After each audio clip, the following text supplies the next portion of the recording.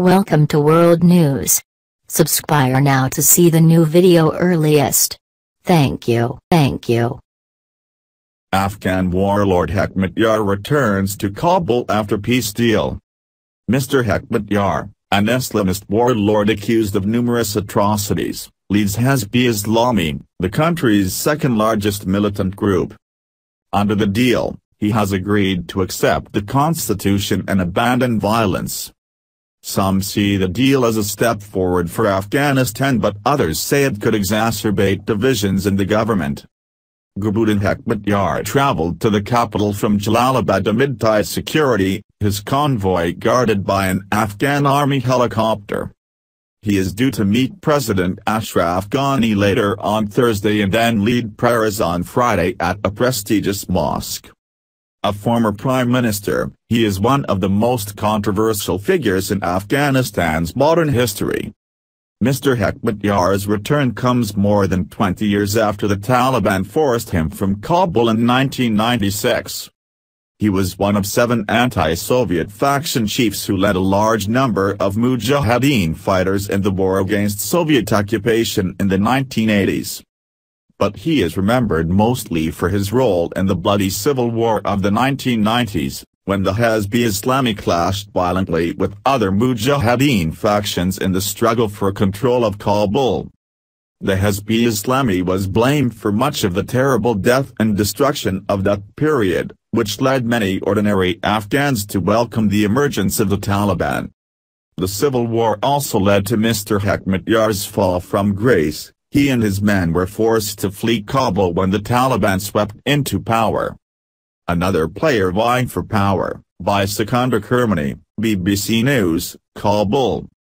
Kabul Hekmatyar was once known as the Butcher of Kabul, and was nicknamed Rockety, in reference to the hundreds of rockets he rained down on Kabul in the country's civil war in the 1990s. Many in the city still haven't forgiven him. His critics say he has long ceased to be a significant military force, and that the Taliban are unlikely to listen to his calls to take part in peace negotiations, especially whilst they feel they have the Afghan government on the back foot. His opponents also worry he will become yet another political player vying for power in the country. But the peace deal is a success for the government, and has been welcomed by the U.S. The hope is Mr. Hekmatyar could influence Taliban commanders who once operated under his banner and show the group that a peaceful solution to the conflict is possible. In 2003, the U.S. State Department listed him as a terrorist, accusing him of taking part in and supporting attacks by al-Qaeda and the Taliban. But Hezb-e-Islami has not played much of a role in the conflict in recent years, and in September 2016 the Afghan government signed a deal granting Mr. Hekmatyar immunity and the release of prisoners in return for peace. Low reputation.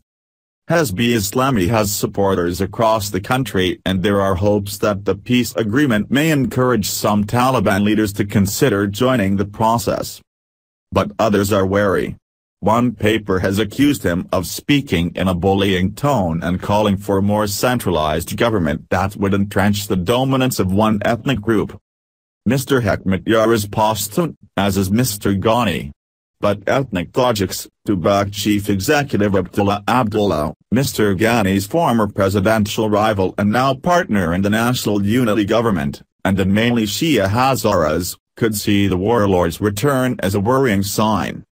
In Kabul, one man told Reuters news agency that Mr. Hekmatyar's return was a moment of pride for the country and he hoped it would bring peace. But another said the move would not help. If the government really wants to bring peace to Afghanistan, they should make a peace deal with the Taliban and Daesh, so-called Islamic State, because Hekmatyar doesn't have enough supporters and his reputation among people is low.